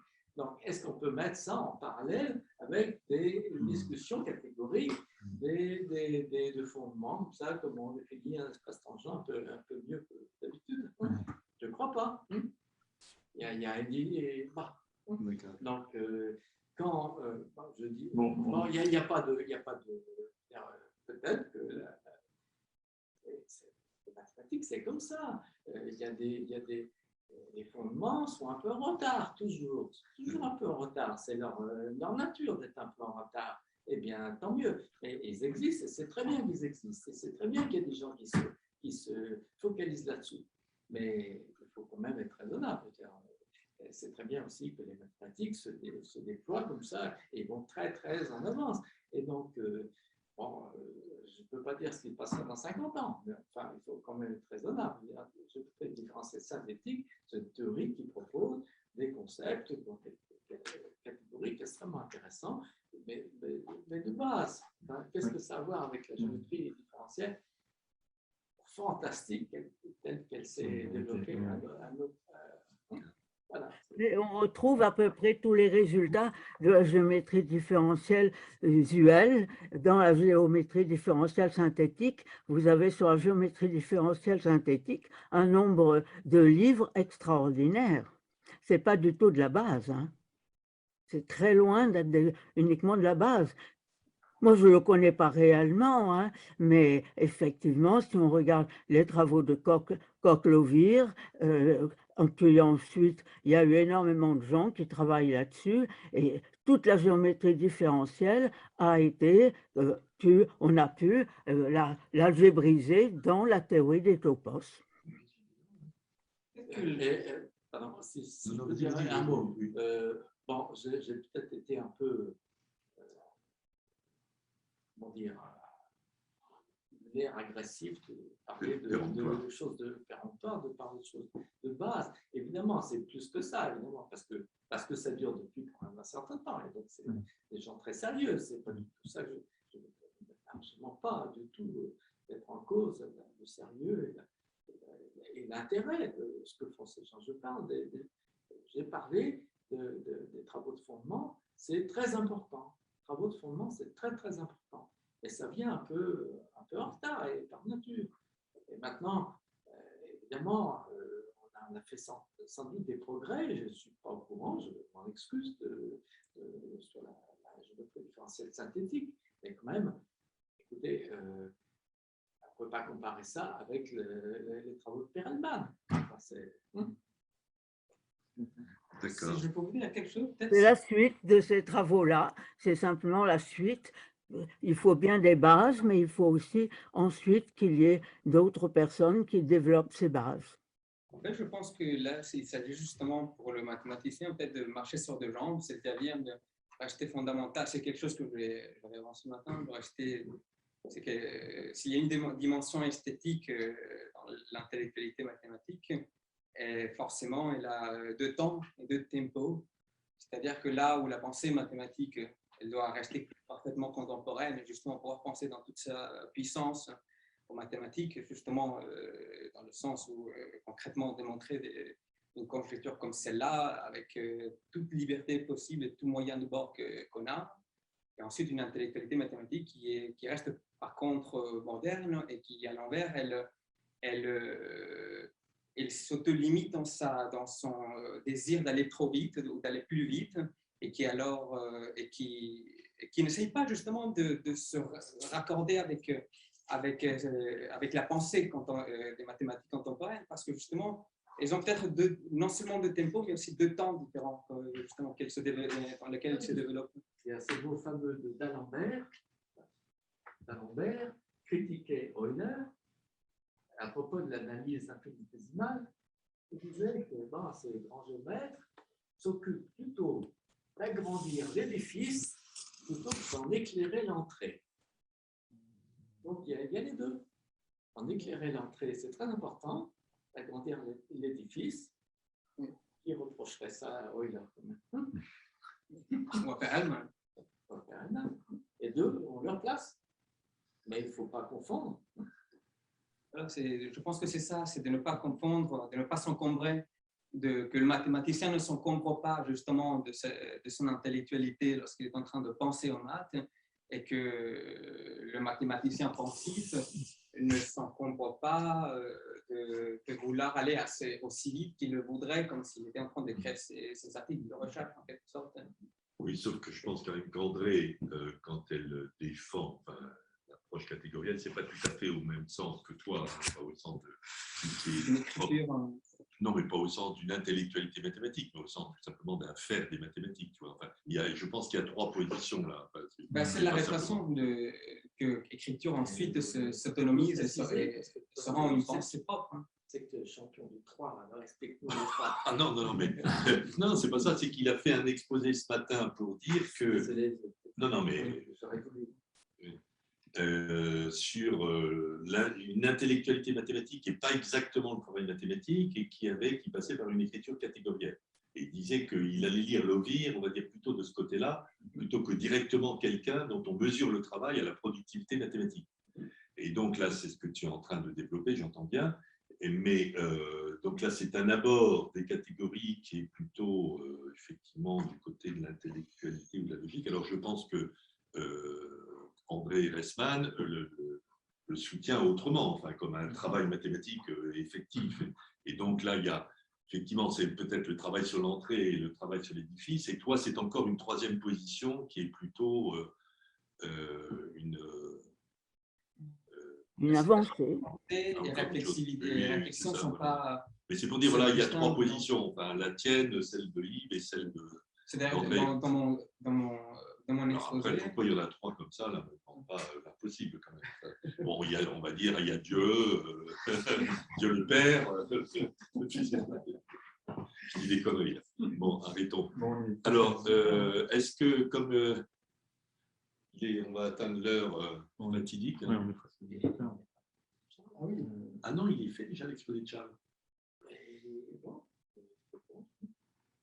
Il y a eu des variations. On a échangé tous les deux. On a échangé et finalement, c'est à 3 heures. Tu as raté l'être, le nez en lettres et devenir. Devenir. Mais il est en ligne. Mais on a tout enregistré. Je pense que chacun va envoyer les textes. Oui. Y compris d'ailleurs vos propres, etc. Et on met ça en commun, les gens en commun. C'était quand même assez riche. Et en fait, il en sort sans doute des programmes de travail Est-ce qu'il y a d'autres ou des gens, parce que je ne sais pas du tout qui est en ligne en fait. Donc, mais tu peux voir. est-ce qu'il y en a d'autres ou c'est... Alors, je pense que... Alors, il y a 7... Voilà, tu les vois ici. Il y a 8 personnes en ligne. Bon, ben écoutez... 7, effectivement, parce que Michael Wright y est 2 fois. Moi aussi, ça y est, je peux parler. Oui, il y a deux. Tu peux parler, Patrick? Non. Oui, pourquoi pas, l'occasion. J'étais intéressé ce matin, mais on risque de déborder beaucoup là jusqu'à 8 heures ce soir. S'il te plaît. Je vais essayer de très court. Donc, dès ce matin, j'ai été intéressé par le travail de Guillaume parce que je vois bien qu'on est dans la problématique où on définit de plus en plus le rôle de la topologie. Donc, André nous l'avait déjà fait d'une façon assez importante. Et là, on voit bien qu'il y a cette histoire de définition de la topologie sur les ouverts et sur les fermés, et le travail entre les deux, et avec la notion de bord, et on va retrouver la notion des intérieurs, des extérieurs, et puis on ne parle pas toujours du rôle de la semi-frontière intérieure et de la semi-frontière extérieure. Donc, on est dans des pré-topologies. Donc, et par conséquent, là, on voit bien tout le travail qui se passe.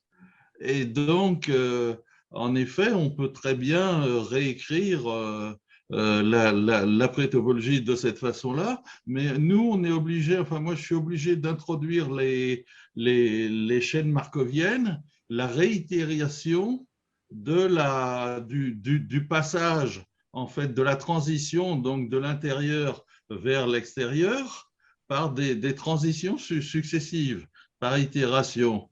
Et la topologie avec sa fermeture transitive, puisque là on est encore sur les problèmes de transitivité et non-transitivité qu'on utilise beaucoup en biologie maintenant pour les changements de structure, c'est très important. Donc ça permet comme ça de voir par transition successive, donc on passe de topologie en topologie, mais on fait de la pré-topologie en fait, et d'où la notion pour moi de texture pré-topologique qui permet donc de figer le concept sans nécessairement utiliser une réitération.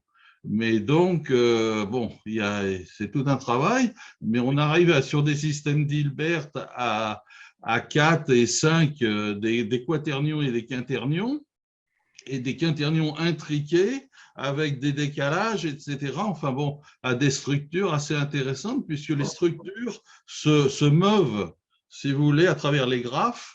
On a des mouvements de structure à l'intérieur eux-mêmes. Mais vous voyez, bon, c'est… Patrick, tu n'as pas fumé un peu dans ton coin là? Non, pas du tout. Tu peux le lire maintenant sur Internet. Octonion. Je n'ai pas encore tout bien écrit.